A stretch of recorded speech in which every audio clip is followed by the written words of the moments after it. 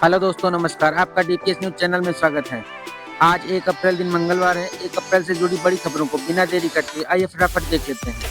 1 अप्रैल को अप्रैल full day और ओडिशा स्थापना दिवस मनाया जाता है। इसी के साथ ही आरबीआई 1 अप्रैल को 90 वर्ष पूरे होने का मनाएगा उत्सव। राष्ट्रपति द्रौपदी मुर्मू होंगी शामिल।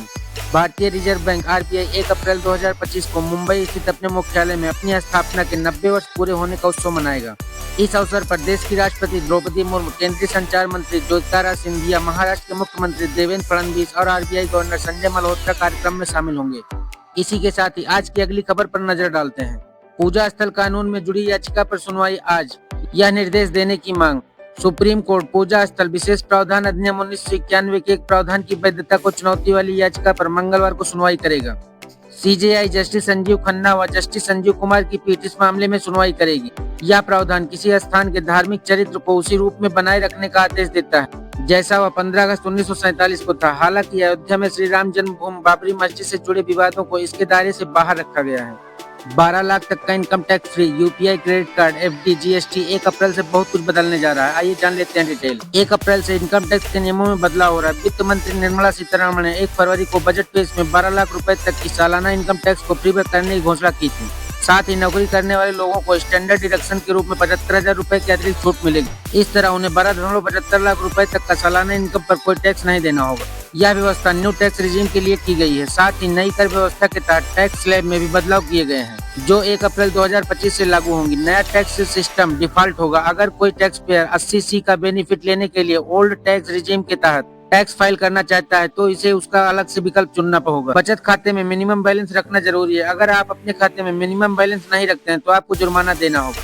जुर्माना राशि बैंक खाते के श्रेणी के हिसाब से अलग अलग होगी। शहरी इलाकों में 5,000 रुपए और ग्रामीण क्षेत्रों में 2,000 रुपए न्यूनतम बैलेंस रखना पड़ सकता है। यूपीआई खाते बंद होंगे। अगर आपका फोन नंबर यूपीआई ऐप से जुड़ा है और आपने लंबे समय से इसका इस्तेमाल नहीं किया है तो बैंक इसे अपने रिकॉर्ड से हटा देगा और आपके खाते के लिए यूपीआई सेवाएं बंद कर दी जाएंगी। इसलिए अगर आप यूपीआई का इस्तेमाल करते हैं तो आपको अपने खाते को एक्टिव रखना होगा। देश की पहली हाइड्रोजन ट्रेन का ट्रायल शुरू। क्या है इसकी खासियत? अगर आप ट्रेन से यात्रा करते हैं तो ये खबर बेहद अहम है। देश की पहली हाइड्रोजन ट्रेन का ट्रायल शुरू हो चुका है। ये ट्रेन हरियाणा के जींद और सोनीपत रूट पर दौड़ेगी। हाइड्रोजन ट्रेन दूसरी ट्रेनों से काफी अलग है। सबसे खास बात यह है कि ये पर्यावरण के अनुकूल ट्रेन है।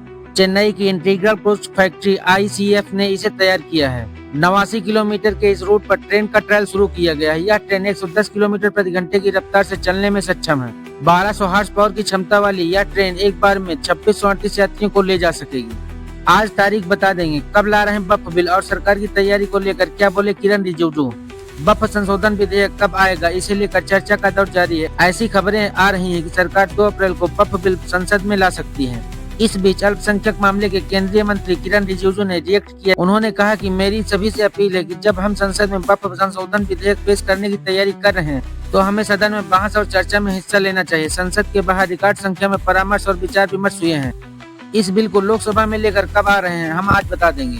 बंगाल के 24 परगना में गैस सिलेंडर विस्फोट, 7 की मौत, 4 बच्चे भी शामिल। पश्चिम बंगाल के दक्षिण 24 परगना जिले के पाथर प्रतिमा में गैस सिलेंडर विस्फोट हुआ। इस हादसे में 7 लोगों की मौत हुई है। पुलिस ने इस बात की जानकारी दी। पुलिस ने बताया कि मरने वालों में 4 बच्चे भी शामिल हैं। यूपी से एक बड़ी खबर सामने निकल कर आ रही है। 3 बार गर्भपात, 5 साल पहले मिले निर्देशक सनोज ने झांसी के रिसोर्ट में किया था युवती से दुष्कर्म।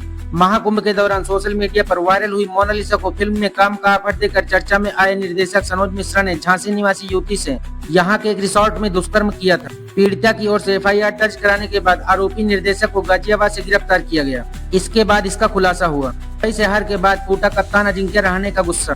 अश्विनी कुमार की घातक गेंदबाजी के दम पर मुंबई इंडियंस ने कोलकाता नाइट राइडर्स को 116 रन के स्कोर पर रोका। यह इस सत्र का पहला सबसे न्यूनतम स्कोर है। केकेआर आईपीएल में 10वीं बार 120 से कम के स्कोर पर ऑल आउट हुई। शेयर मार्केट में अगले महीने छुट्टियों का भरमार, 11 दिन बंद रहेंगे बाजार। आज यानी मंगलवार से अप्रैल का महीना शुरू हो रहा है। इस महीने शेयर बाजार में छुट्टियों की भरमार रहेगी। बाजार बंद रहेंगे। अप्रैल 2025 में कुल मिलाकर 11 दिन बाजार शेयर बंद रहेंगे। इसमें सप्ताहांत, शनिवार और रविवार की छुट्टी और सार्वजनिक अवकाश शामिल है। छुट्टियों के कारण निवेशकों और ट्रेडर्स को ट्रेडिंग करने में दिक्कत होगी। एनएसई के हॉलीडे लिस्ट के अनुसार बीएसई और एनएसई 10 अप्रैल, 14 अप्रैल और 18 अप्रैल को सार्वजनिक अवकाश की वजह से बंद रहेंगे। दरअसल अगले महीना दूसरे गुरुवार यानी 10 तारीख को महावीर जयंती है। इस वजह से शेयर बाजार बंद रहेंगे। के बाद दूसरे सोमवार 14 अप्रैल को अम्बेडकर जयंती, उस वजह से शेयर बाजार बंद रहेंगे। इसके बाद महीने के तीसरे शुक्रवार 18 अप्रैल को गुड फ्राइडे है, इसकी वजह से शेयर बाजार में अवकाश रहेगा। इसका मतलब है कि इन दिनों शेयर बाजार में कोई ट्रेडिंग नहीं होगी। कौन है निधि तिवारी, जो बनी पीएम मोदी की प्राइवेट सेक्रेटरी? भारत सरकार ने सोमवार को आईएफएस निधि तिवारी को तत्काल प्रभाव से प्रधानमंत्री नरेंद्र मोदी के निजी सचिव के रूप में नियुक्त किया। कार्मिक और प्रशिक्षण विभाग डीओपीटी के आदेश के अनुसार कैबिनेट की नियुक्ति समिति ने तिवारी को नियुक्त को मंजूरी दी। आईएफएस अधिकारी निधि तिवारी कार्यालय पीएमओ में उप सचिव के रूप में कार्यरत है। सूचना में कहा गया कि वह वेतन मैट्रिक्स के स्तर 12 पर निजी सचिव की भूमिका निभाएंगे, जो कि शाहबद के आधार पर या अगले आदेश तक जो भी पहले हो। निधि वाराणसी से हैं और प्रधानमंत्री कार्यालय में उप सचिव के रूप में कार्यरत हैं। वे विदेश मामलों और सुरक्षा मामलों में विशेषज्ञता रखती हैं और उन्हें राष्ट्रीय सुरक्षा सलाहकार अजीत डोभाल को रिपोर्ट करने का अनुभव है। हाँ, इसी के साथ ही आज के मौसम विभाग पर नजर डालते हैं। अब से जून, इस बार भीषण गर्मी के लिए रहें तैयार, डराने वाला है मौसम का ताजा अपडेट। देश में इस बार भीषण गर्मी पड़ने वाली है। मौसम विभाग ने पूर्वानुमान जताया है। आईएमडी के मुताबिक इस साल अप्रैल से जून तक तापमान सामान्य से अधिक रहने की संभावना है।